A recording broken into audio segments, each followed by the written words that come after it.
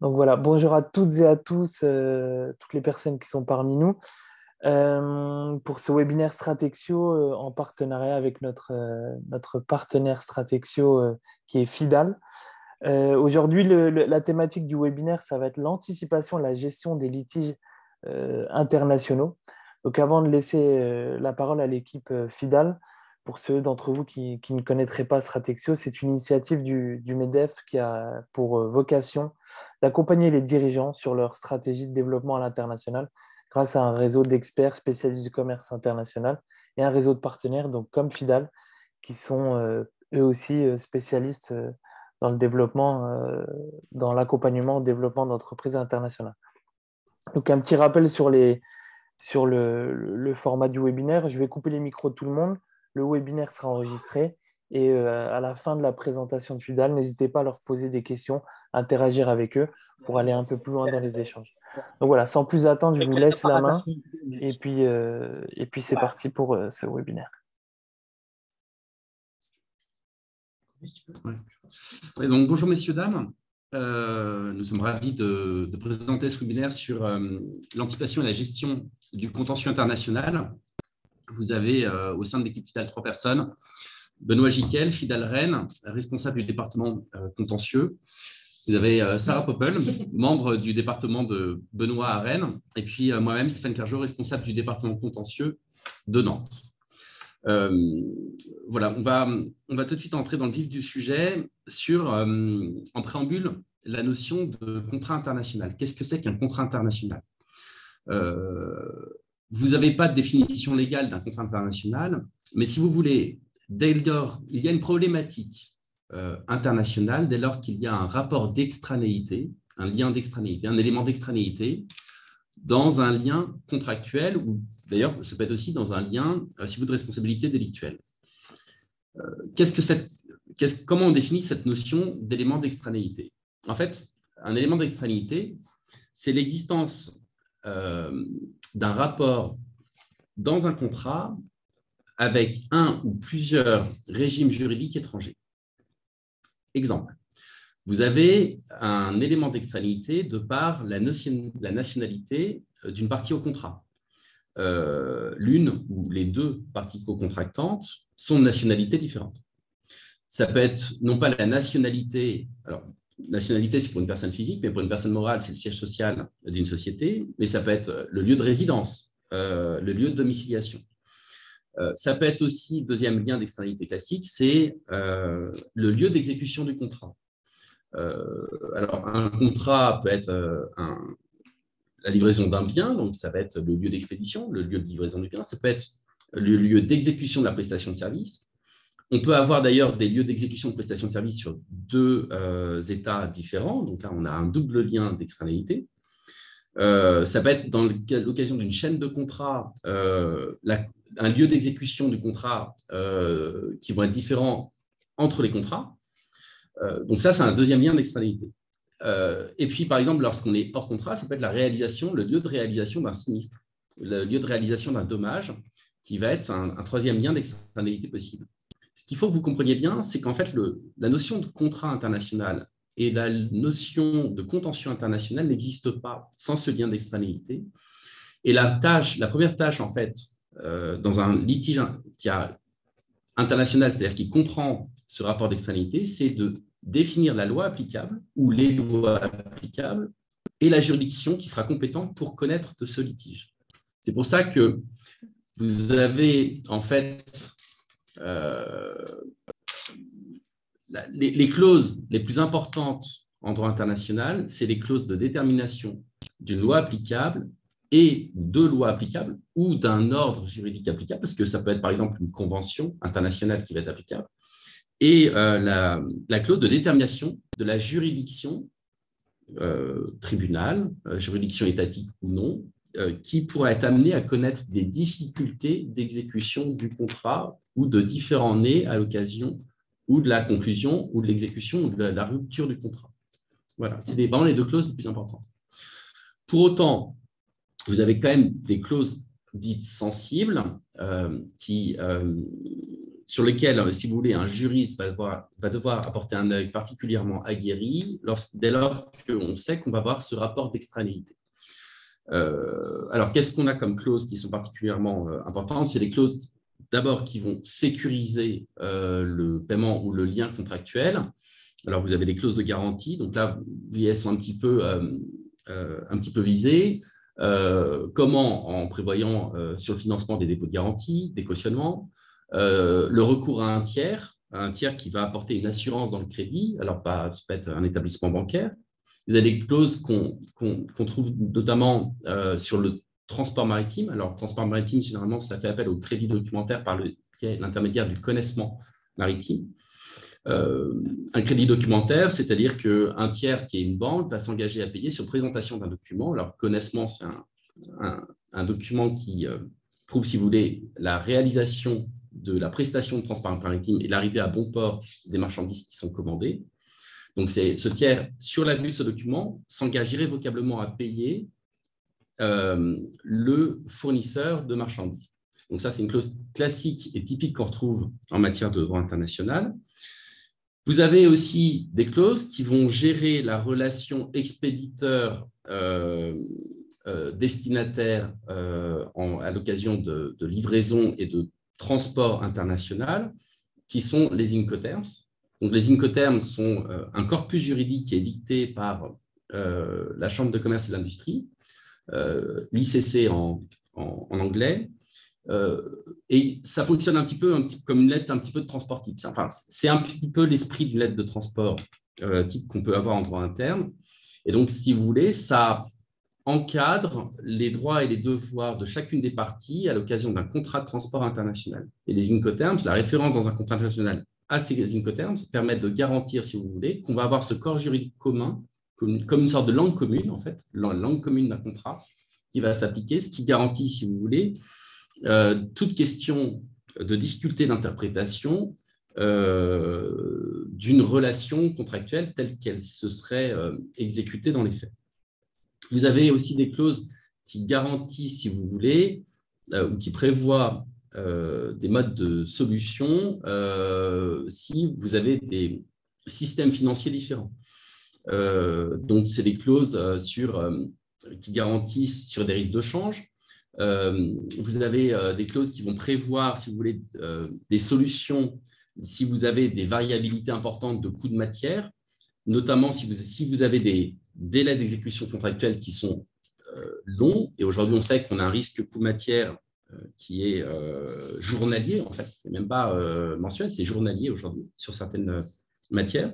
Donc, toutes ces clauses-là permettent de sécuriser, si vous voulez, les liens contractuels en anticipant l'ensemble des difficultés qui pourraient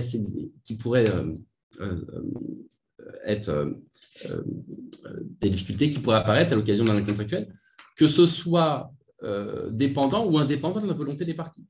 Parce que les risques de matière, sur les risques de taux de change ou un mécanisme d'adaptation du prix par rapport à des hausses de matières premières, finalement, ça ne dépend pas de la bonne foi des parties, ça dépend un petit peu de facteurs extérieurs, mais qu'il faut sécuriser pour les deux parties au contrat. Et puis, donc les clauses les plus importantes, les clauses majeures sur le droit international, c'est la clause sur en cas de litige, qu'est-ce qu'on fait? C'est le mode de résolution des litiges. Est-ce qu'on part en médiation? Est-ce qu'on part sur l'arbitrage ou est-ce qu'on confie le contentieux à une juridiction étatique? Auquel cas, laquelle?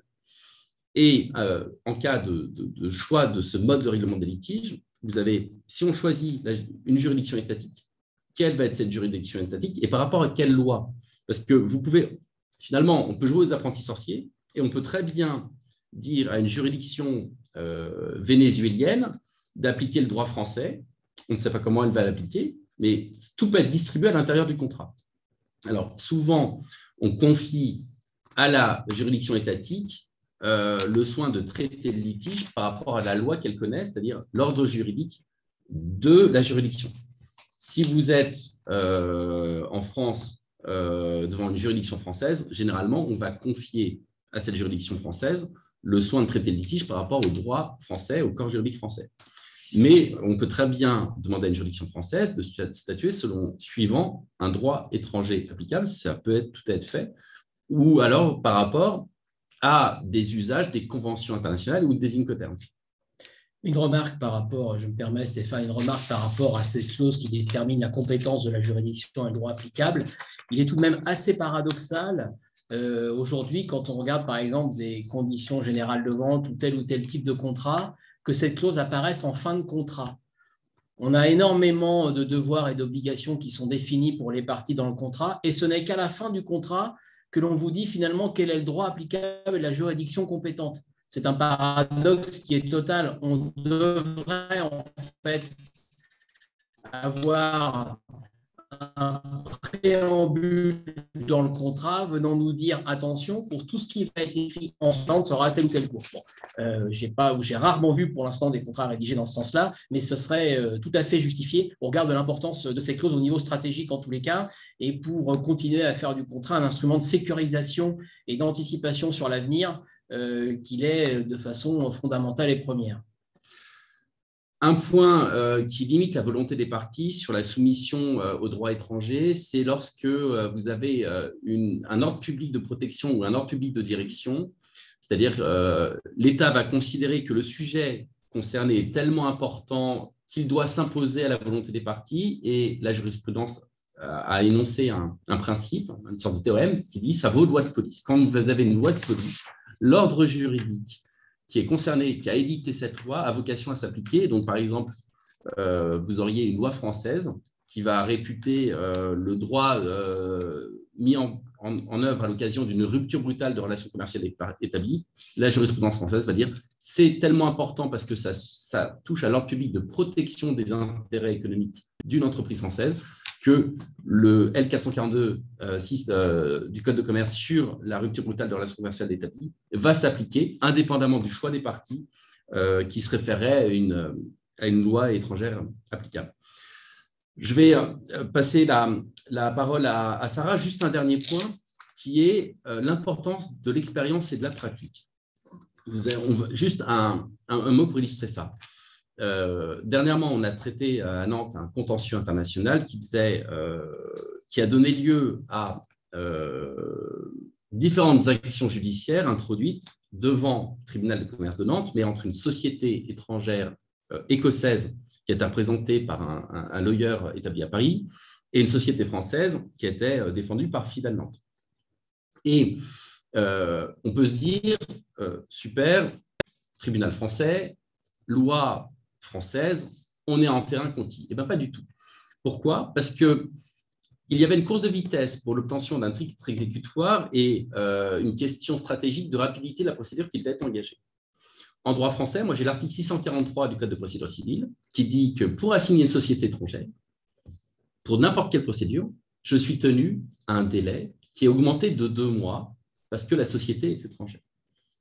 Or, la société étrangère qui voulait m'assigner devant cette même juridiction nantaise, elle n'est pas soumise au délai de 2 mois. Et donc, elle avait toujours un avantage temporel, mais qui était déterminant pour les questions stratégiques dans ce dossier, où elle m'a assigné, moi, sans que moi, je puisse prendre l'initiative procédurale d'avoir une réponse judiciaire rapide, parce que j'étais tenu à ce délai de 2 mois. Ce qui veut dire que l'expérience est importante, et ce n'est pas parce que c'est du 100% français que c'est du 100% idéal. Pas du tout. Oui, et pour rebondir sur cette expérience, Stéphane, on a également des expériences qui, de façon récurrente, nous démontrent que c'est la course lorsqu'on a sur le contrat des lacunes au niveau du droit applicable et de la juridiction compétente. On a eu à traiter, par exemple, le cas d'un contentieux sur une juridiction rennaise par rapport à un contrat de distribution qui concernait Israël.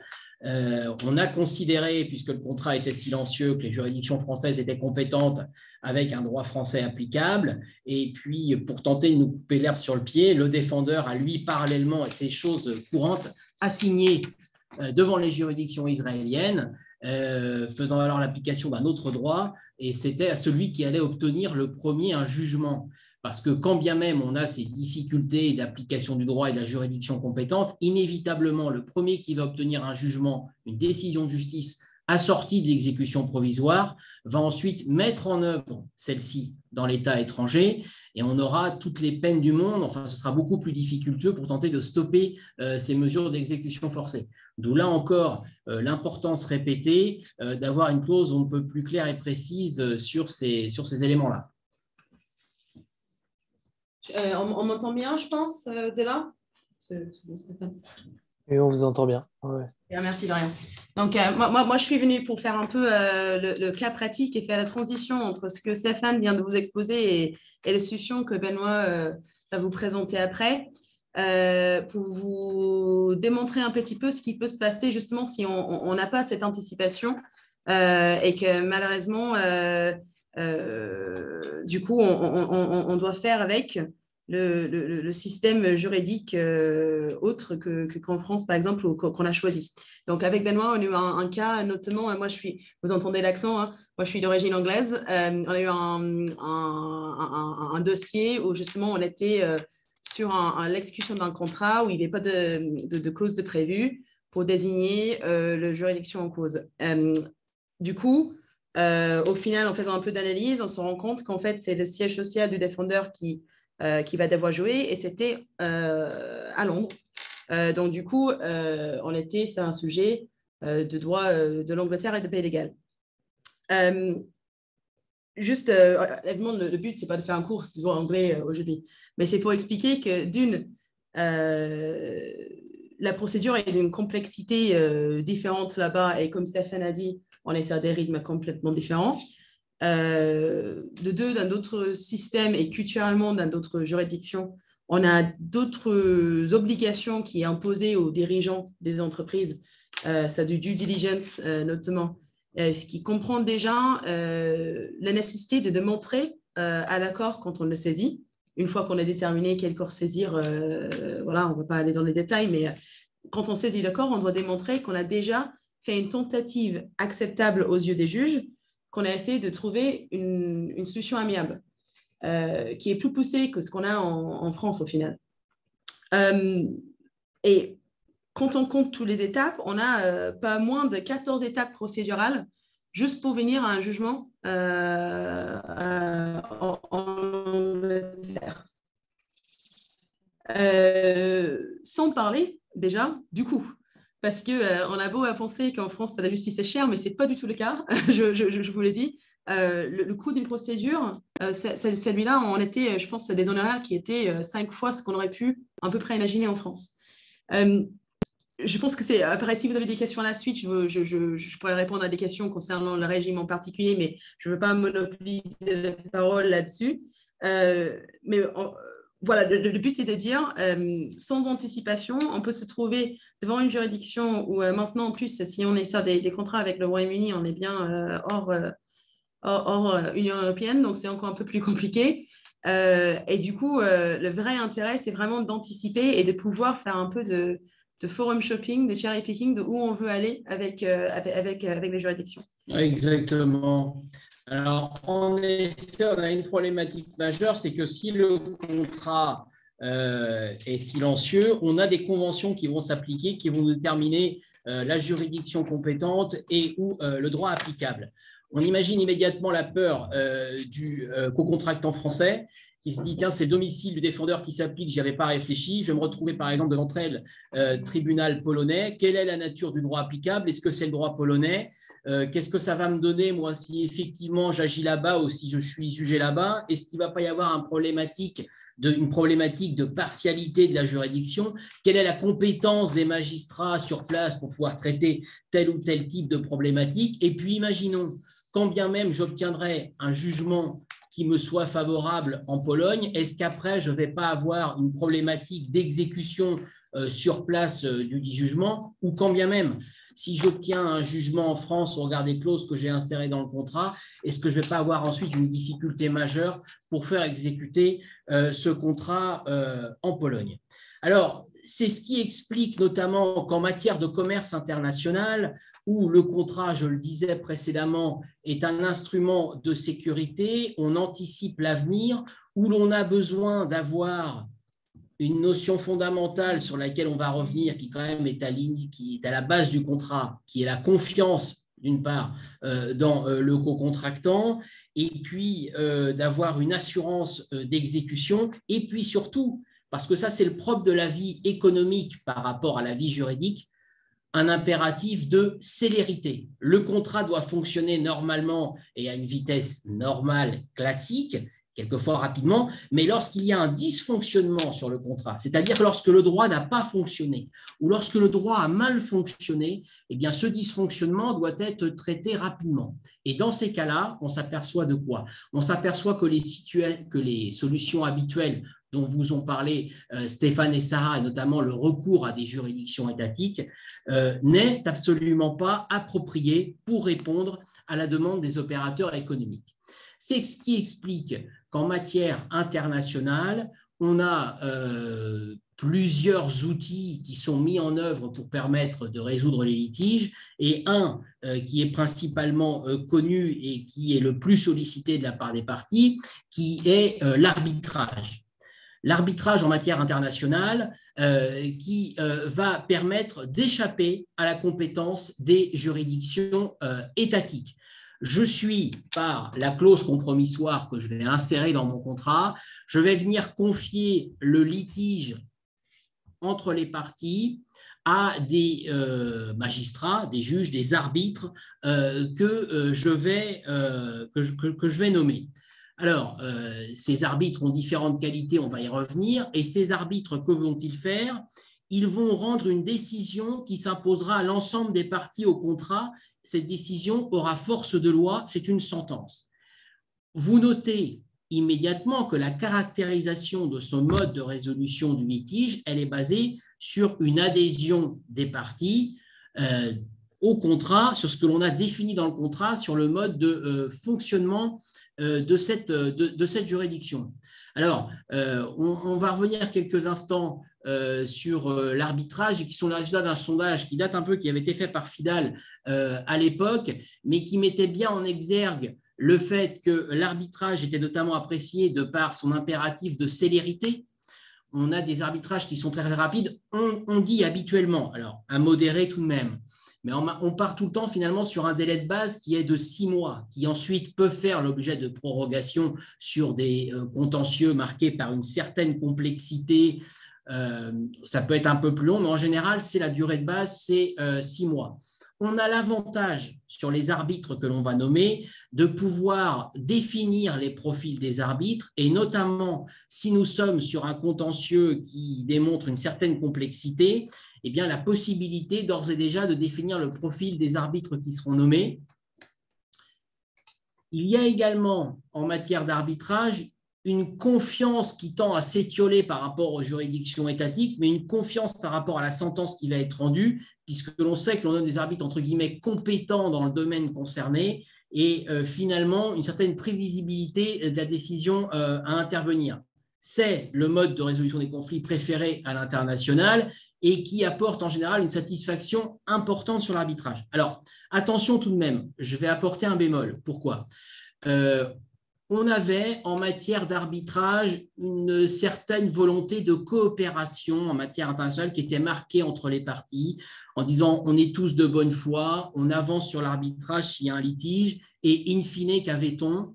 On avait à peu près 90% des sentences d'arbitrage international qui étaient exécutées sans qu'on ait besoin de recourir à des mesures d'exécution forcée. D'accord ? Tout le monde s'était… Bon.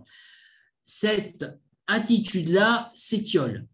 Et on va en reparler dans quelques instants, mais ce mode de résolution des conflits qu'est l'arbitrage aujourd'hui n'échappe pas à une tendance qu'on retrouve également sur l'arbitrage interne, qui est une juridiciarisation de l'arbitrage. C'est-à-dire que l'on a voulu échapper dans un premier temps aux juridictions étatiques pour pouvoir finalement éviter certains écueils, et puis on va les retrouver de façon indirecte. Alors, ce n'est pas une tendance de fond, mais c'est une tendance qu'il faut tout de même avoir présente à l'esprit, et on reviendra sur l'intérêt de la médiation éventuellement. Il faut quand même avoir présent à l'esprit ces éléments-là. Alors, on va revenir sur un petit peu le caractère de l'arbitrage qui nous semble parfaitement adapté en l'espèce. Pour quelle raison? Je vous l'ai dit, la juridiction étatique, on a toujours éventuellement une imprévisibilité de la décision qui peut être rendue, ce que les magistrats et les avocats appellent comme étant l'aléa judiciaire.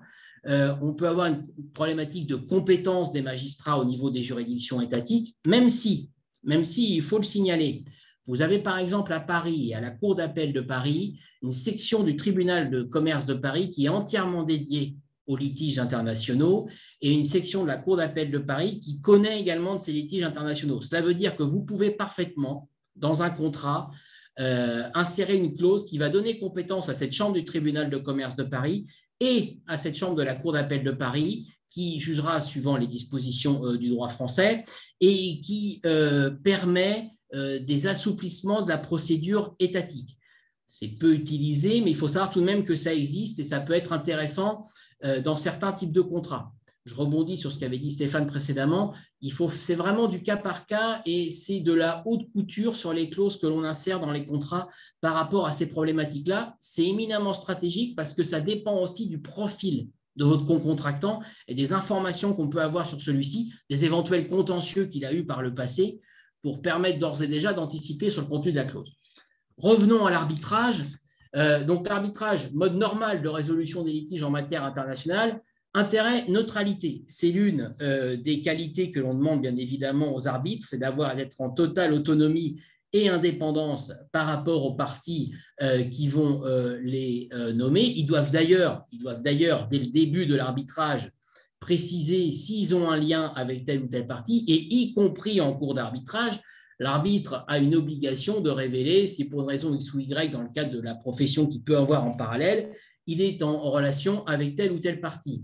C'est le premier point. Je rappelle que les arbitres, contrairement aux magistrats des juridictions étatiques, sont responsables au niveau des fonctions qu'ils exercent. Et des arbitres qui seraient nommés et qui n'accompliraient pas la mission qui leur a été dévolue dans le cadre de l'acte de mission avec diligence et célérité seraient susceptibles de voir leur responsabilité engagée par l'un ou l'autre des parties à l'acte de mission d'arbitrage. Donc, c'est un gage de sérieux. L'impartialité, on en a parlé là encore, leur responsabilité pourrait être engagée. Les grands caractères de l'arbitrage, délai et coût maîtrisé. Alors, le délai, je vous disais, a priori, on part tout le temps sur une base de 6 mois qui peut être revue, prorogée d'un commun accord entre les parties. Important tout de même, je vous parlais de la judiciarisation de l'arbitrage. Pour quelle raison? On a des cas où des arbitrages se sont déroulés et le délai d'arbitrage a été dépassé. La sentence a été rendue après le délai qui avait été imparti.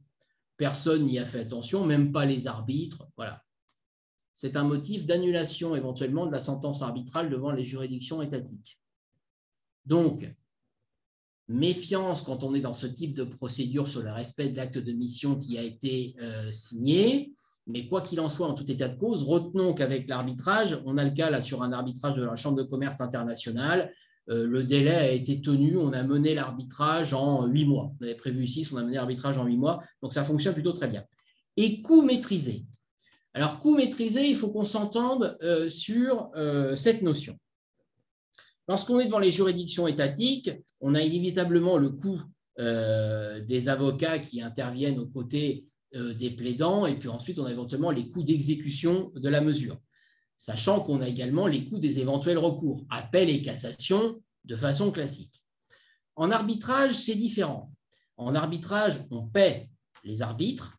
Alors, par rapport aux honoraires des arbitres, on a différentes façons de faire et différentes méthodes qui sont appliquées. Il y a soit un coût à l'heure, soit un coût journalier, soit par exemple, comme devant la Chambre de commerce internationale, on a en fait un montant global d'honoraires qui va varier suivant le montant du litige. D'accord ? Je vais vous donner un exemple.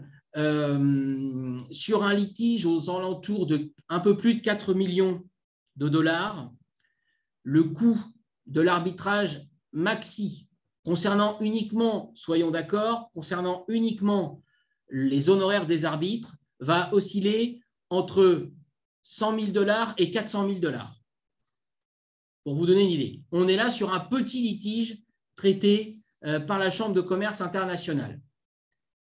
Coûts maîtrisés auxquels il faut rajouter bien évidemment les coûts des conseils avocats qui assistent les parties et également des éventuels incidents de procédure qui vont être le recours à un expert ou alors les coûts relatifs à la recherche de preuves. Mais ça permet, il est vrai, par rapport à une procédure étatique, d'avoir d'ores et déjà une vision globale d'ensemble. J'en profite par rapport à ces coûts maîtrisés pour également introduire un second bémol. Second bémol qui est lequel? On a inévitablement, quand on entend ces montants d'honoraires, éventuellement des réticences par rapport à tel ou tel type de contentieux pour l'emmener devant la juridiction arbitrale.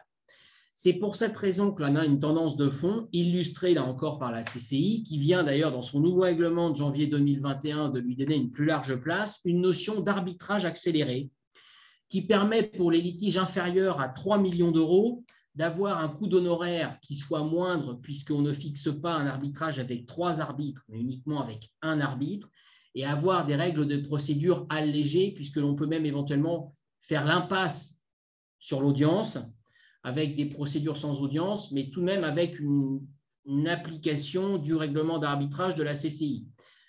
Ce n'est pas neutre, tout simplement parce qu'aujourd'hui, plus de 30% des litiges qu'a à connaître la CCI sont en fait basés sur cette procédure accélérée d'arbitrage.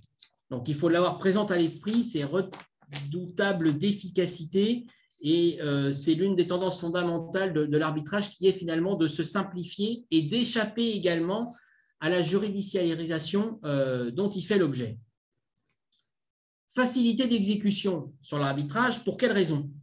Je vous le disais précédemment, lorsque j'ai un jugement obtenu en France, éventuellement sur un litige international avec une société de droit américain, et que je souhaite l'exécuter aux États-Unis, je n'arrive pas comme ça bien gentiment avec mon papier en expliquant regardez, j'ai obtenu un jugement, maintenant là on est dans l'État de Washington et vous allez l'exécuter.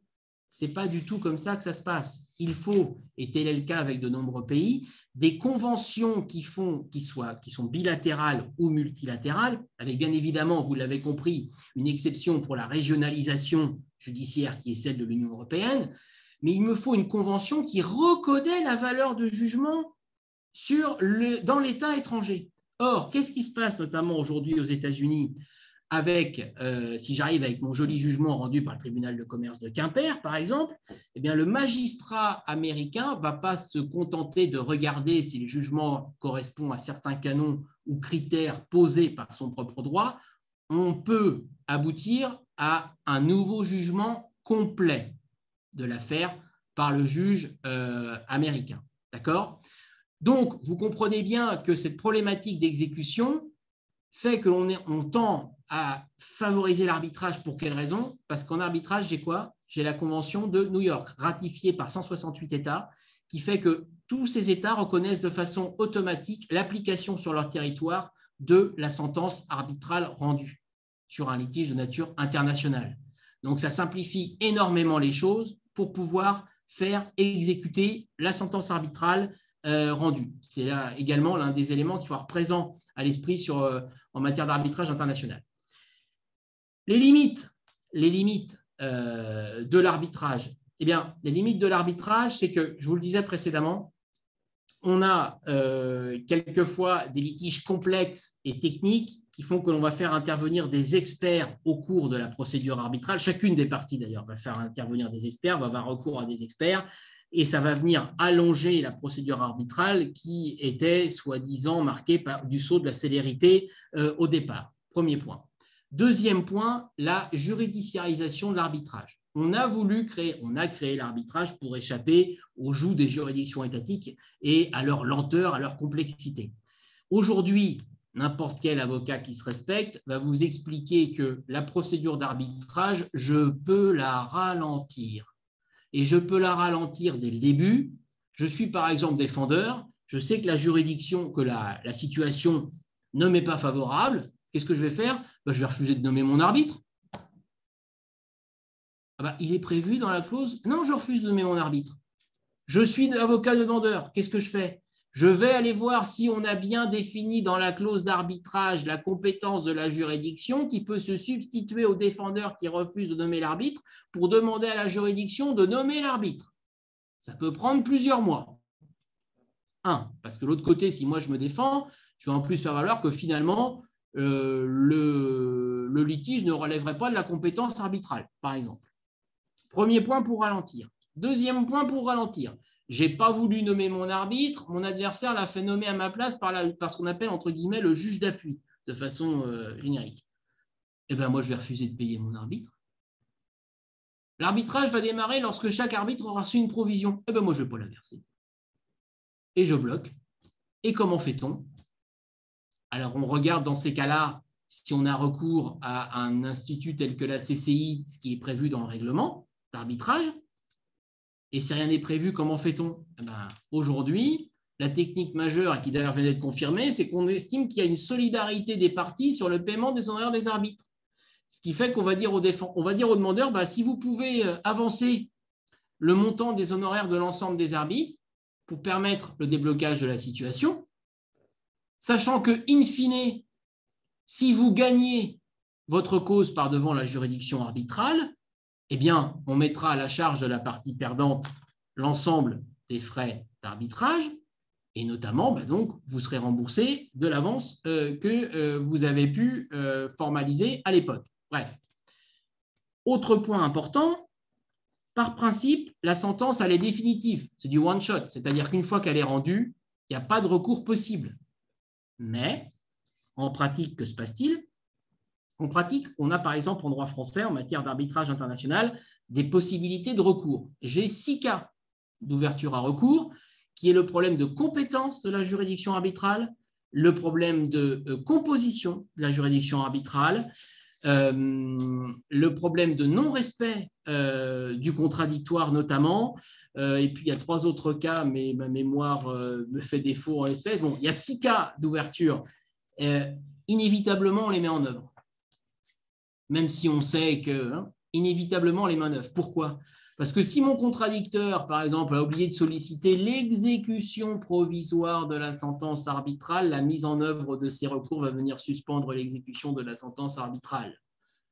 Et cette fois-ci, les 6 ou 8 mois de procédure, quand bien même ils ont existé, ils ont été respectés, eh bien, en pratique, je ramène bien évidemment le curseur au centre si j'ai perdu, parce que je sais que je vais mettre dans l'embarras la partie qui a gagné, tout simplement, de par la mise en œuvre de ces recours.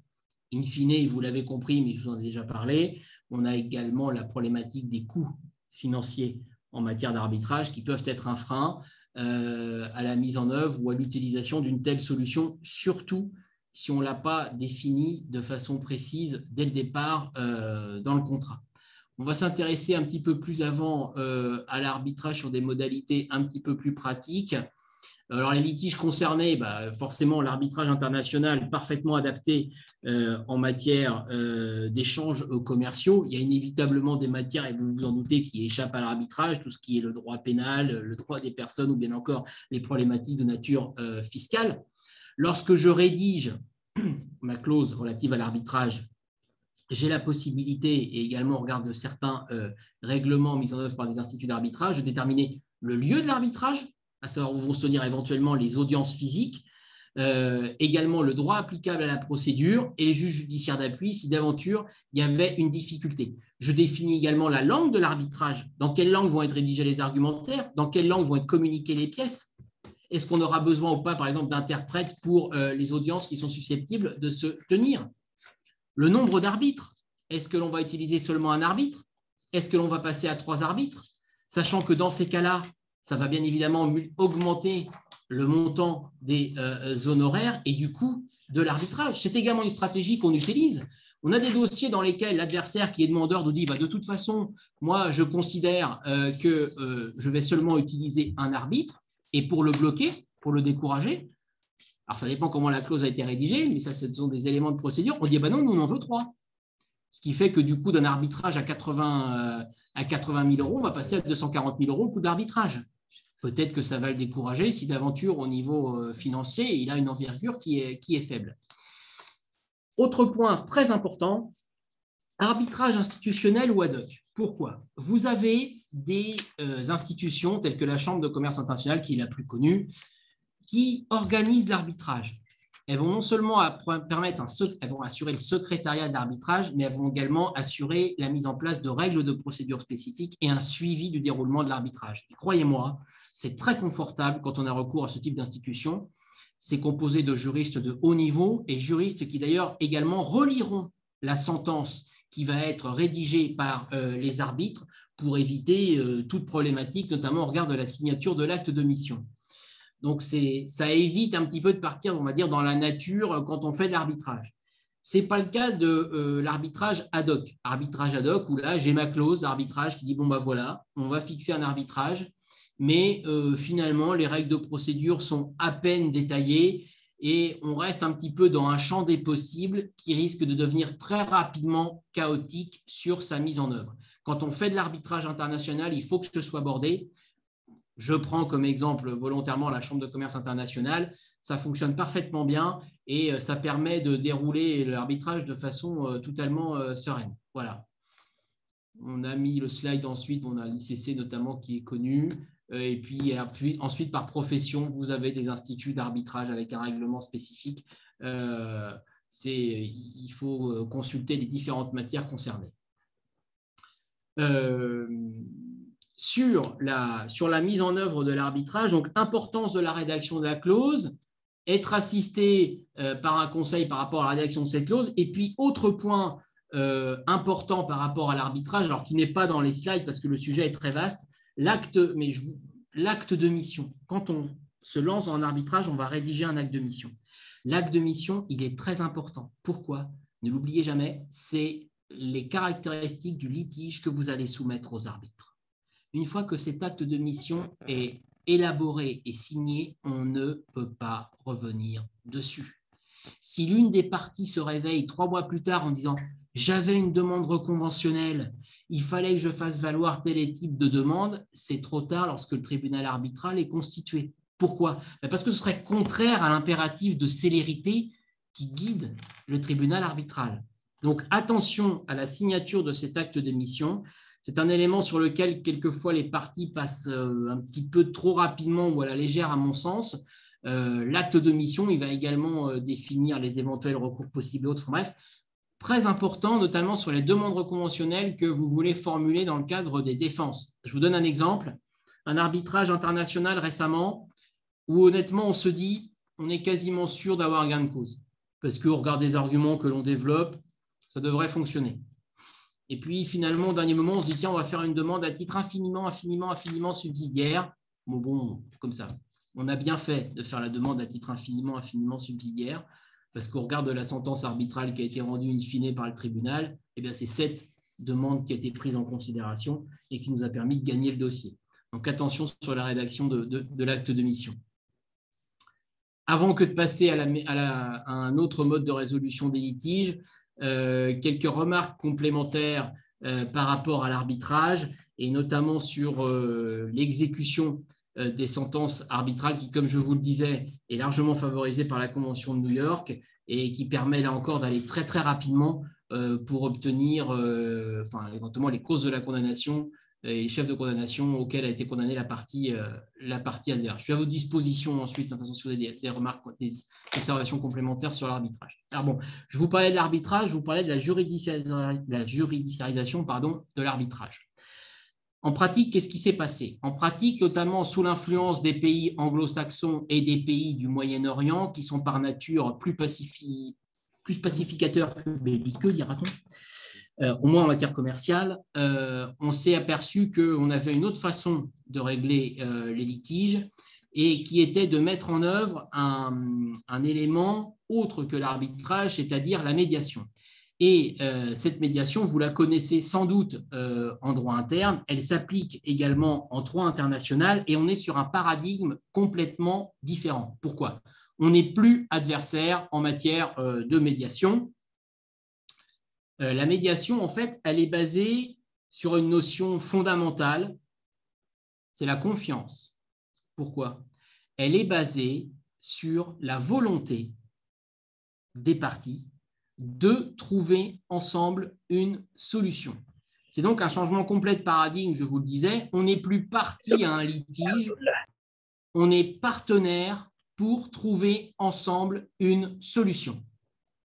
Alors, il y a une volonté d'avancer. C'est un système qui, en fait, repose sur une communication éthique qui va permettre à un tiers, le médiateur, de ramener un lien, un dialogue entre les parties pour leur permettre d'écrire ensemble leur avenir commun. Alors là encore, au regard des sondages qui ont pu être faits, on s'aperçoit que manifestement, la médiation a le vent en poupe. Bon, si on peut passer à au slide suivant.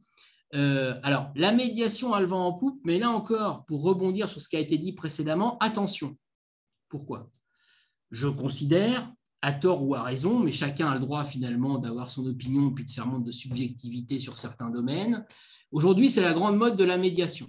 On met de la médiation partout, tant en droit interne qu'en droit international. Il faut qu'on se mette autour d'une table, soyons des gens intelligents, cherchons une solution. Ouais. La seule chose, c'est que moi, je pense que la clause de médiation, elle dépend des contrats et du profil du co-contractant. Parce que la médiation, elle peut également être utilisée par certains, et nous les premiers quand on nous le demande, pour gagner un temps précieux dans le dossier. On va vous dire, cabinet Fidal, Benoît Giquel, Fidal Rennes, il faut nous gagner du temps. Mettez donc en œuvre la médiation, sachant qu'on n'a strictement aucune volonté d'avancer. On va au moins gagner 5 mois. Pendant ces 5 mois-là, je m'organise pour telle et telle raison, je vais négocier un autre contrat en parallèle, comme ça, même si après, je me fais sanctionner en arbitrage 6, 7, 8 mois plus tard, ce n'est pas grave, j'aurai déjà pris mes avantages et j'aurai pris une avance importante par rapport à mon co-contractant. Donc, attention là encore sur la mise en place de ces clauses. Bon, même si c'est vrai qu'en droit international, ça peut avoir un avantage au niveau de la célérité. Alors, sur la médiation, elle est basée sur, je vous le disais, la notion de confiance, puisque les parties vont cheminer sous l'œil d'un tiers pour trouver une solution. Il y a plusieurs principes au niveau de la médiation qui trouvent à s'appliquer et qui, à mon sens, méritent que l'on s'y attarde quelque peu. Il y a tout d'abord un principe, c'est celui de l'humanité. C'est quoi ? Qu'est-ce que je veux dire par là ? Le médiateur, il va s'adresser d'abord aux personnes. On n'est plus sur une relation froide comme celle que l'on trouve dans les prétoires entre le demandeur, le défendeur, seulement les avocats qui s'expriment. Même ce qu'on a en arbitrage, même si on a des questions directes en matière d'arbitrage, on est sur un schéma complètement différent. Il y a également une notion d'autonomie. Je rentre volontairement en médiation, autonomie, un autonomia qui se fixe sa propre norme.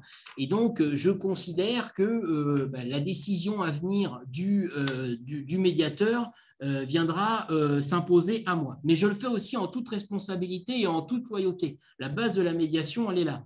C'est que l'on considère, grosso modo, qu'on va tout dire au médiateur parce qu'on veut impérativement en sortir par le haut.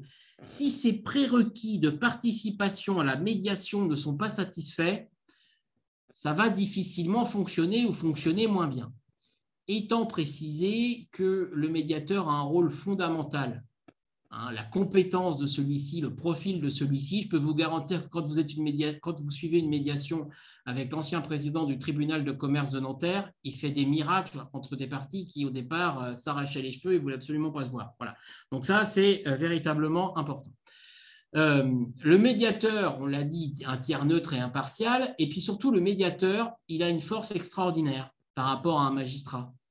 C'est que le médiateur, il a la possibilité de s'entretenir en confidentialité totale avec les parties sans révéler à l'autre ce que l'autre partie lui a dit. Premier point. Donc ça, c'est extraordinaire. Pourquoi ? Parce que chacun va vider son sac tranquillement avec le médiateur, en expliquant ce qui va pas et autres. Et le médiateur, quand il exerce son art avec grande compétence, il va utiliser ces éléments-là pour après guider l'autre société vers une solution. Étant précisé que le médiateur n'a pas à trouver la solution. Le médiateur, il peut très bien se dire en voyant les parties, ah ben moi là, je sais ce qu'il faudrait faire tel type de contrat. Non. Le médiateur, il met à l'écart la solution que lui jugerait opportune pour que les parties elles-mêmes cheminent vers la solution. Et ça, c'est très important parce qu'une solution qu'on a élaborée, c'est une solution qu'on va accepter et qu'on va exécuter sans aucune difficulté. Alors, il est vrai que la médiation a un terrain de prédilection qui est le commerce international parce que souvent, les acteurs dans ce type de situation ont besoin l'un de l'autre et veulent préserver, maintenir ou renouveler une relation contractuelle. Et que dans ce cadre-là, on ne va pas s'arc-bouter et faire une notion de conflit de personnes, mais on va essayer de marcher main dans la main pour trouver une solution. On a eu le cas, nous, notamment sur une problématique de brevet, de contrefaçon de brevet et autres, où finalement, à la fin de la médiation, il n'y avait plus de problème et ça s'est soldé par la rédaction d'un nouveau contrat de distribution sur tel ou tel pays. Voilà ce à quoi la médiation a permis d'aboutir. Bon, la médiation, on les a remis sur le slide, vous les connaissez sans doute, procédure en 5 étapes, l'énoncé de l'ensemble d'un grief, les points de divergence et les points de convergence. On se met d'accord sur le désaccord, on est bien entre les parties, et puis ensuite chacun vient exposer pléthore de solutions qu'il souhaiterait voir mises en œuvre, et puis ensuite on fait un système d'entonnoir pour trouver quelle est la solution celle qui convient la mieux en l'espèce, et puis on tente de trouver un accord sur cette solution. Il faut être honnête, dans 80% des cas, la médiation aboutit à la conclusion d'un accord. C'est quand même un taux de réussite qui est assez remarquable, qui permet la poursuite de relations commerciales pour un coût relativement modéré, sachant que la mise en place de la médiation, si elle n'aboutit pas, n'interdit pas de mettre en place un arbitrage. On a même des cas où on part simultanément sur les deux, et une médiation et un arbitrage. Et suivant, entre guillemets, le profil des parties, les difficultés posées, on bascule sur l'une ou l'autre, étant là encore rappelé que la médiation permet de préserver les délais de prescription pour éviter qu'on gagne du temps avec la médiation puis de faire prendre un délai de prescription en parallèle. Bref, tout est véritablement organisé pour faire un véritable cocon de discussion, rétablir le dialogue entre les parties et trouver de façon apaisée une solution. Et ça fonctionne plutôt bien. On a rappelé un schéma ici relatif à la médiation avec les notions de complexité du conflit et puis les étapes, la négociation directe entre les parties, inévitable au départ, la médiation conventionnelle, donc trouver une solution sous l'égide d'un tiers neutre et impartial, et puis in fine, si ça ne fonctionne pas, soit les juridictions étatiques, judiciaires, soit la juridiction arbitrale pour trancher le litige. Bon, là, on rappelle que la médiation a un champ finalement d'application qui est très vaste, hein. Tout type de litige susceptible de faire l'objet d'une clause de médiation. Également, là encore, attention à la rédaction des clauses de médiation. On est là pour vous assister sur la rédaction de ce type de clause. À l'instar des clauses d'arbitrage, c'est l'un des sports préférés aujourd'hui en matière d'arbitrage, c'est de dire que le litige qu'on soumet à l'arbitre n'était pas prévu dans la clause pour tenter de revenir sur des compétences de juridiction étatique. Donc là encore, même chose sur les clauses de médiation. Soyons méfiants par rapport à leur contenu, à leur qualité rédactionnelle, parce qu'ensuite on a des clauses pathologiques et c'est difficile de s'en sortir. Dernier point, et juste à titre anecdotique, des instituts tels que la Chambre de commerce internationale vous proposent également de recourir quelquefois à l'expertise amiable. Alors là, on n'est plus sur du droit, on est même quelquefois avant un litige, mais on met à votre disposition la possibilité de faire nommer des experts qui vont statuer sur un point de droit, sachant que ce rapport d'expertise pourra ensuite être utilisé dans le cadre d'une procédure étatique ou arbitrale, mais au moins évitera une discussion sur un élément factuel ou comptable ou juridique. Voilà. Donc ça se fait même avant que le litige soit né, ou quand même même ensuite lorsque le litige est né et qu'on se dit tiens, le recours à l'expertise va peut-être être un moyen de finalement de désamorcer le litige si d'ores et déjà on se met d'accord sur tel ou tel élément technique. Voilà. Alors avec des modalités différentes et puis des coûts différents sur les institutions qui proposent ce type de prestations. On a rappelé, là, c'est ce que je disais précédemment, la possibilité de combiner la médiation, l'arbitrage et l'expertise pour tenter de sortir par le haut de situations conflictuelles. Et puis le slide suivant rappelle de toute façon, je pense sous la forme d'un graphe, oui, voilà, les étapes de négociation, étant précisé que certaines institutions mettent à votre disposition, ça s'appelle également des dispute boards, qui permettent de regrouper certaines personnalités en dehors de tout pouvoir juridictionnel d'ailleurs, pour tenter de vous aider. Alors, il y a plusieurs personnes pour tenter d'aider à la résolution de tel ou tel type de conflit. Voilà. Voilà brossé très schématiquement et très rapidement les éléments relatifs aux contentieux en matière de litiges internationaux. On est à votre disposition, Sarah, Stéphane et moi-même, pour répondre à vos éventuelles questions. Merci beaucoup, Sarah, Benoît et Stéphane, pour cette présentation hyper intéressante et effectivement un aspect clé dans le commerce international. On a quelques questions et je vais vous les lire et j'invite les participants à ce webinaire aussi à ouvrir leur micro ou poser leurs questions directement. On avait une question d'Eric qui nous demandait si l'arbitrage est contestable ou non, un peu comme lorsqu'on fait appel dans une procédure normale. Alors, donc le principe, c'est que normalement, la sentence est définitive. Le principe, la sentence est définitive. Toutefois, il est possible, dans certains cas, c'est le cas, les règles du Code de procédure civile, par exemple, l'article 15500 et quelques, prévoit des cas de recours sur la sentence arbitrale. Alors, il y a 6 cas qui sont énumérés de façon limitative. Alors, comme je vous le disais, quand bien même, quelquefois, on sait que l'argument n'est pas ou peu pertinent, notamment sur la compétence du tribunal arbitral, on tente quand même de mettre en œuvre ce recours. Ce n'est pas neutre pour quelle raison? Parce que si d'aventure, la Cour fait droit à l'annulation de la sentence arbitrale pour tel ou tel type de raison, elle a également la possibilité d'évoquer le conflit elle-même. Et donc, ce à quoi j'avais voulu échapper avant va se retrouver devant une juridiction étatique. D'accord? Bon, mais soyons clairs, en général, il y a des recours, oui, qui sont mis en œuvre, mais il y a une exécution provisoire, donc on continue d'exécuter. Et puis, la majeure partie du temps, les sentences sont validées. On a des arbitres qui font bien leur travail, qui rédigent bien. Alors oui, point que je n'ai pas évoqué, l'arbitrage, il peut être soit en droit, soit en amiable composition. On peut dire que les arbitres, ils ne vont pas appliquer les règles du droit, ils vont appliquer l'équité. Ils vont nous expliquer en équité comment ils jugent sur telle ou telle situation. Alors, ils peuvent utiliser les règles de droit, mais ils devront expliquer dans ces cas-là pourquoi ils expliquent la règle de droit et pourquoi la règle de droit est conforme à l'équité en l'espèce. D'accord? Donc, attention également. Alors, ça peut être intéressant, un arbitrage dans la même composition, mais je m'explique. Vous avez un contrat et puis vous savez, pour une raison X ou Y, qu'éventuellement, vous aurez peut-être des difficultés d'exécution et autres. Ça peut être intéressant dans ces cas-là de prévoir un arbitrage dans la même composition. Parce que vous pouvez vous dire, bah oui, si le droit s'appliquait, je serais sanctionné, mais peut-être qu'en matière d'équité, j'ai peut-être plus de latitude pour discuter. Voilà. Donc, j'ai vu également qu'il y avait une question sur… j'ai vu qu'il y avait une question relative, alors non seulement au recours, est-ce qu'on conseille d'insérer dans les contrats et des clauses de médiation et des clauses d'arbitrage? Ben, on vous a répondu, ça dépend. En fait, on va faire une analyse du contrat, on va regarder le profil des parties, puis on va en discuter avec vous sur ce que vous souhaitez exactement au niveau stratégique. Parce que si vous avez un impératif de célérité, et en vous disant, je sais qu'avec mon contractant, on aura une difficulté à discuter pour telle et telle raison, eh bien, à ce moment-là, ce n'est pas la peine de mettre une médiation. Hein. On part directement sur de l'arbitrage.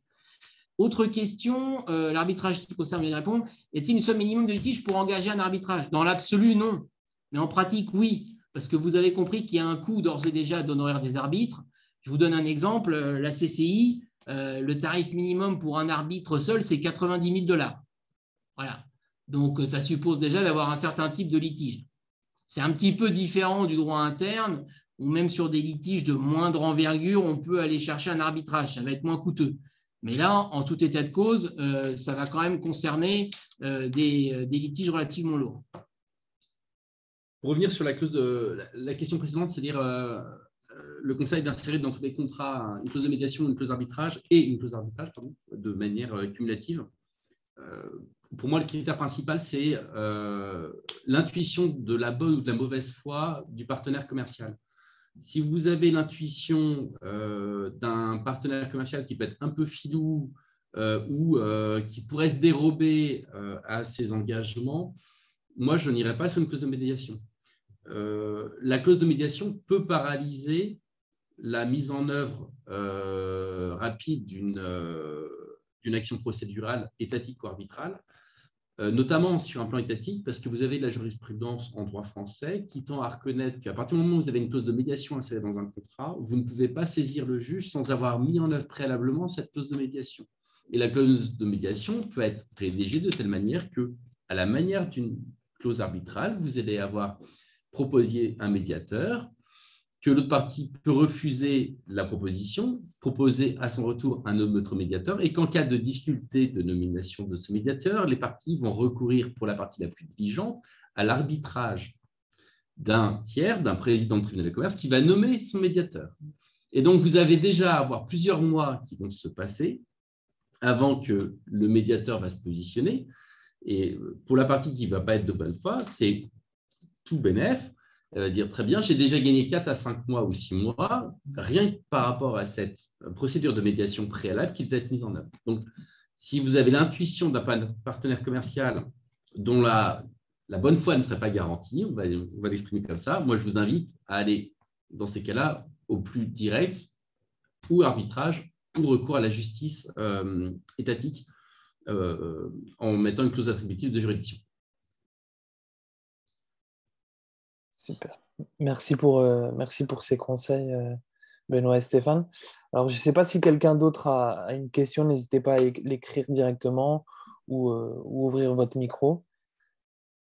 De toute manière, hein, bien sûr, je ferai un mail de remerciement suite à ce webinaire avec vos contacts si vous souhaitez aller plus loin sur certains sujets qui correspondent à vos cas d'entreprise. Donc voilà. Alors, je ne sais pas. Si vous avez peut-être une dernière question, on est pile dans le timing d'1 heure. Il n'y a pas l'air d'avoir de questions supplémentaires. Je ne sais pas si vous avez un petit dernier mot à dire, Benoît, Stéphane, Sarah. Et sinon, je vais… Moi, le mot, mais je vais un peu prêcher pour notre paroisse, hein, c'est en droit interne, et quand vous avez une bonne confiance de vos fournisseurs ou clients, on conseille le recours à un avocat pour jeter un œil sécurisé, à la fois en amont, mais aussi en aval, s'il y a dès l'apparition d'une première crispation de la relation contractuelle. Dès que vous avez un rapport international, on vous invite très fortement à prendre les conseils d'un avocat, à la fois sur la phase en amont, c'est-à-dire la rédaction du contrat, et aussi en aval quand on a les prémices d'un premier différend. Tout est plus compliqué lorsqu'on a ce rapport d'extranéité, et plus on a besoin d'avoir une technique juridique ou une technique judiciaire, et Benoît vous en a un petit peu fait la démonstration par rapport à des petites subtilités de procédure qu'on peut avoir, où ça devient vraiment, où l'avocat a une forte valeur ajoutée pour décrisper la situation ou parvenir à une solution rapide, d'autant plus que, comme on vous l'a dit, quand on a cette notion de contrat international, les enjeux financiers peuvent être conséquents et significatifs. Oui, je rebondis sur ce que dit Stéphane. Nous, on a une philosophie au sein du cabinet FIDAL. On gagne les contentieux en amont.